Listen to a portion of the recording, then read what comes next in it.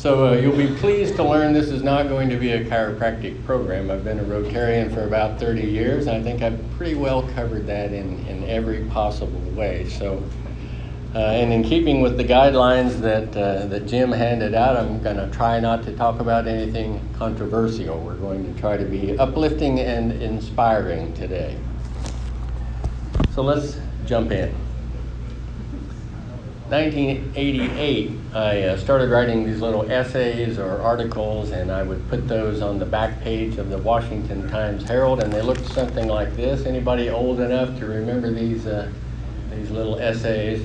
I wrote about 35 or 36 of them, I think, once a week for 8 or 9 months, and then I just ran out of ideas. And actually, before I stopped writing them, I ran out of chiropractic ideas, and so I just started writing and talking about anything that came into my head, and it seemed like my readership increased at that point. So,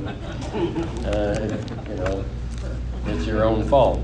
So I laid off for a while, and then I started writing again, and I started doing these 8.5 by 11 goldenrod inserts in the newspaper. Anybody remember those? I did a bunch of those, and for many years, the only marketing I did for my office was these little essays. And again, many of them were not even chiropractic, but I built kind of a readership and a connection with the people, and it worked out pretty well.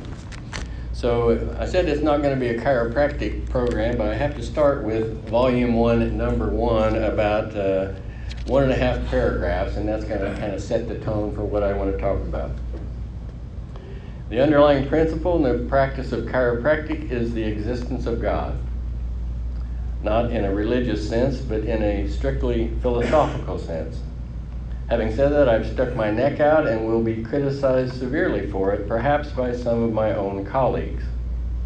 However, this point is too important to hide or ignore and must be explained for the benefit of those who may be helped by what we do. Chiropractors don't talk about God. They use the term universal intelligence, not wanting to get into the subject of religion, which is a very personal one.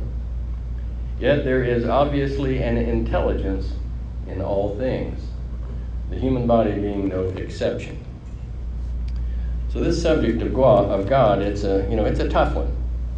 When I was a little boy growing up in the Catholic Church, my concept of God the Father was an old man sitting on a cloud with a long white robe and a long gray beard, and he's orchestrating and directing the affairs of the world, and that worked for me for a while. But as we get older, we began to think and reason for ourselves, and begin to struggle with our concepts of who or what God is. So that's a personal thing, but just take a little trip with me here for just a second. Just imagine that you are suddenly thrust into deep space, and it's totally black, and it's totally quiet, and your physical senses are of no good to you. You can't see the hand in front of your face. Total blackness. There's no light. There's no sound. It's deathly quiet.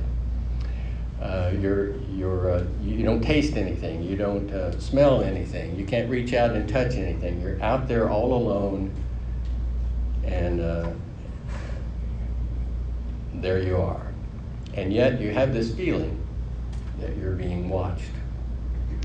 Something or someone is aware of your presence. There is a consciousness surrounding you. There is an intelligence surrounding you, and you don't necessarily understand it, and you're not afraid, because what you feel is warm and safe and protected,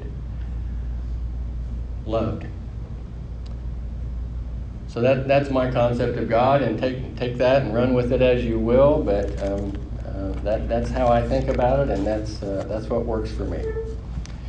Recently, I've been following a fellow that's running for office on the national stage, and we're not going to get into politics because that would break the rule of not being controversial, so we won't do that. But I've been following this guy. I've been watching some YouTube videos, and he openly admits that he was a drug addict for 14 years, from the age of 14 when his father was suddenly murdered to the age of 28 when he was caught injecting heroin in an airport bathroom. Well, that wasn't a very smart choice, but probably you don't make very smart choices when you're suffering from addiction. But that was an act of God because he was caught and he was forced into a rehab program.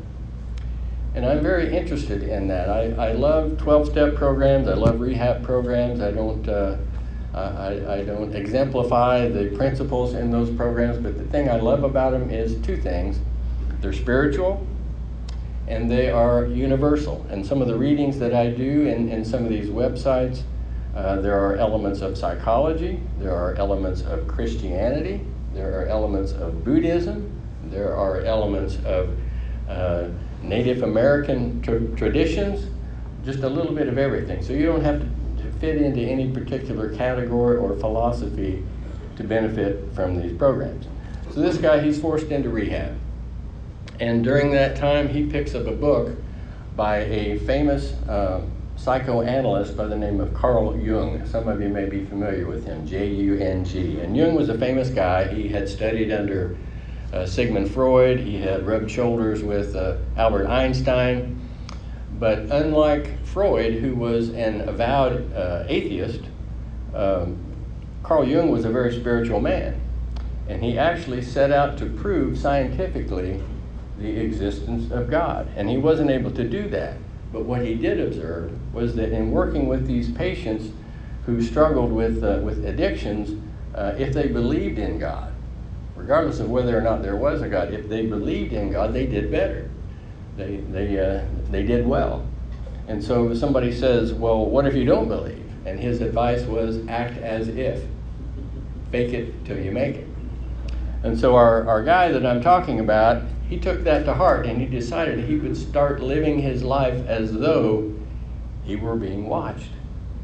Like we talked about up in space, that something or someone was watching him. And you might look at it as how a child behaves when they know they are being watched by a loving parent. They behave differently than they would if they weren't being watched by a loving parent. So he started trying to do that in every aspect of his life, every little mundane activity of life. Beginning in the morning when the alarm goes off, do you jump out of bed? Do you make your bed?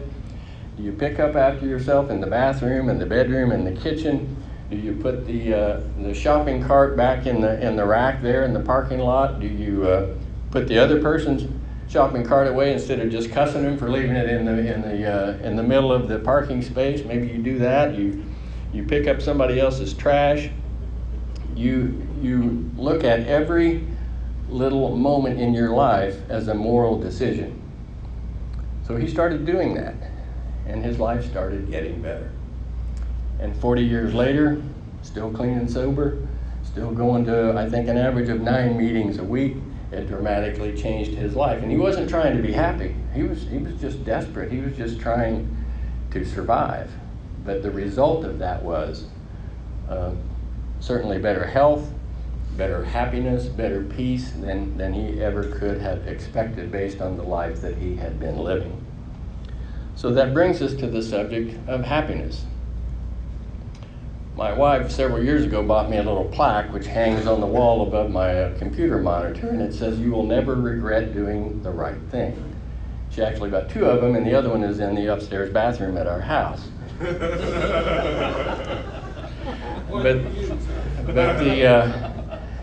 the thing that prompted her to do that was some of the things that I've said and the way that she has watched me conduct our business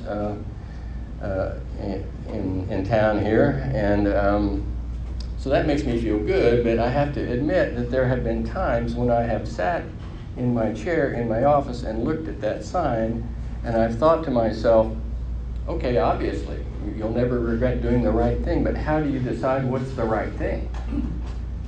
And there have been times when I have, not being perfect and being a selfish person, I've said to myself, I've justified things. And I've said to myself, I'm just trying to be happy. Don't I have a right to be happy?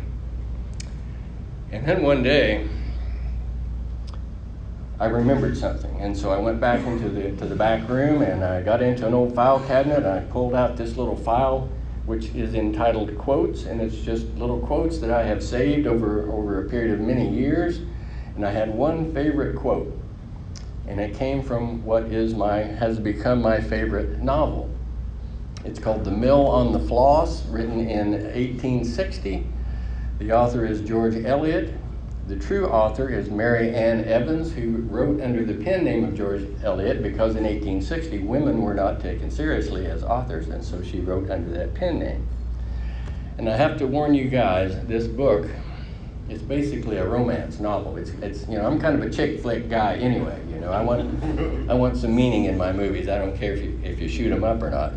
So in this book, the heroine of the story, the main character, is of course a beautiful young girl, and she's poor. And of course she falls in love with a handsome young man who is rich. And he falls in love with her, and it's a beautiful thing. But unfortunately, he has already been engaged to her best friend. So in my favorite passage in this book, he is pleading with her to run away with him. And he says, we have the right to be happy. And so what she says to him, she's so wise, and she's so unselfish, and she's so good. And she comes up with this quote that's my favorite quote. She says, we can't choose happiness either for ourselves or for another. We can't tell where that will lie. We can only choose whether we will indulge ourselves in the present moment or whether we will renounce that for the sake of obeying the divine voice within us, for the sake of being true to all the motives that sanctify our lives. So I've got that now between the you'll never regret doing the right thing and the computer monitor. I've got this little quote because it means so much to me, and I still don't necessarily follow it. But of course the key phrase here, obeying the divine voice within us, that still small voice talking to us from inside of ourselves. I believe that is, I've often read, or several times read, that praying is talking to God and meditation is listening. And I think the whole challenge is listening to that still small voice on the inside of us, which is, I think, the voice of God. Of course, you've got to be careful. Sometimes you think you're hearing it, and you're justifying something. So that's that part. So anyway, I don't want to run out of time here. So I've got a little essay, one of my last essays, and I want to read it in its entirety. And it's about a page and a half, so that'll take us to the end. And it simply is entitled Love. And there's not an original thought in this whole thing. I gotta warn you that, and it's very personal, and so overlook that and try to apply these principles to your own life. In the end, it's all about the love. When we find ourselves alone in the dark night, grappling with the difficulties and complexities of our seemingly insignificant little lives, the answers lie in a common bond that perfuses every cell of our bodies, every person we meet, and every star in the sky.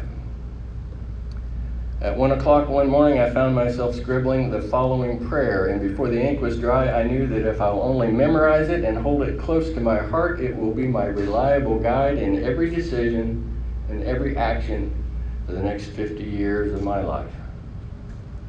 It goes like this. May I see the world through your eyes. May I speak with your voice. May I listen with your ears. May I touch and work with your hands. May I feel and love with your heart. I'm not a particularly religious or spiritual person, but the older I get, the less confidence I have in my own wisdom. I find that those around me are equally lost, and that they look to me for a strength, a vision, and a discipline that I do not possess. Failing that, I have no choice but to look to a higher power for guidance, lest all be lost. I find that humility is a virtue worth pursuing, and one that gets easier the more frequently I fall and the more injuries I sustain and inflict. I find myself setting and resetting the same goals, making the same resolutions, and adopting the same plans over and over again, only to come up short once more. I find that my willpower, try as I might, simply won't. As a last resort, then, I find that I must change my strategy. I must swallow my ego, follow my heart, and sublimate my own judgment to a power greater than myself, whoever or whatever that power might be. I won't try to define or understand it. I only see that it seems to work, that it knows that which I cannot begin to know myself. The stresses of life are myriad in number and shape: physical, mental, emotional, and spiritual, time and money, work and family, etc., etc., etc. We long for an end to it all, but have no end in sight. In desperation, we cry out for relief or look for it in all the wrong places. There's a reason for everything, we tell ourselves, yet the clarity, the understanding, the vision of the master plan does not appear. Faith and hope take a beating. All that remains, all that works, is love. It is the paradox of love that we can be at the end of our rope, empty and hollow inside, somehow find the courage or the humanity to reach out to someone else in their time of need, and miraculously find ourselves filled up in the process. It's as though love flows not from us, but through us, from a place above and beyond, a place that is indescribable, incomprehensible, and inexhaustible. And so in the end, as in the beginning, it's all about the love. And when we ask, as I desperately did in my little early morning prayer, for the amazing grace to move through our world in a constant conscious awareness of that higher power, we are simply asking for the serenity, the courage, and the wisdom to be that love in everything we think, say, and do. I can conceive of no better life than that. Wishing you health, happiness, and peace.